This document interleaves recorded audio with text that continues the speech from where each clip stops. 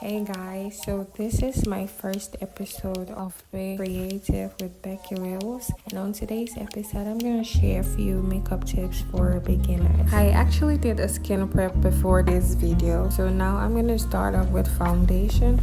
You can notice the slight difference between my under eye and jawline. So I use the lighter shade of foundation on my under eye in order to highlight and also conceal my under eye perfectly. And for my jawline and my forehead, I mixed the darker shade foundation and the lighter shade foundation so it would blend perfectly with my neck and the rest of my body. So for the blush, I used a red lipstick for my blush. You can go ahead and use your blush if you have a blush, but in this video I used my red lipstick and I drew a C curve from my cheekbone to my eyelid and blended it perfectly. And then I applied my loose powder to lock in the foundation and not to break out. And I blended properly down to my neck, and then the setting powder under my eyelid and also the corners of my mouth and my nose bridge. But in this video my nose bridge was already popping, so I did not apply the setting powder on my nose. Up next, my setting spray. Most people use the setting spray after they all makeup, but I use my setting spray after my foundation, my loose powder, my setting powder in order to lock it in and keep it intact in case I sweat during this process. And I did not draw my brows in this video. In my next video I'm gonna do brow tutorial. So for my lips, I used lip liner and two different colors of lipstick, nude and blush pink lipstick. And now onto the most creative part, eyeshadow application.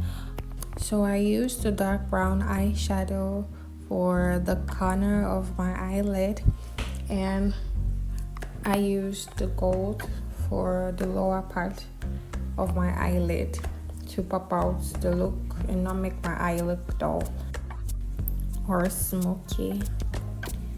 You could see that glow already popping, and I proceeded to using eyeliner. I used black carite for my eyeliner. It actually is less stressful and does not stain your makeup compared to the liquid liner. And blend it properly with my eyelashes so I don't have that white cast from the foundation I apply. And down to my under eye. And voila, you have a stunning look. So once again I applied my loose powder again to blend the entire line, so there won't be so much demarcation of contour, blush and the rest of it. And lastly, I used my setting spray to lock everything in. So my hair was a little bit tangled and I had to detangle using water spray, and just that was it. Yeah, I was looking so good afterwards. Clock it. Did you notice that change?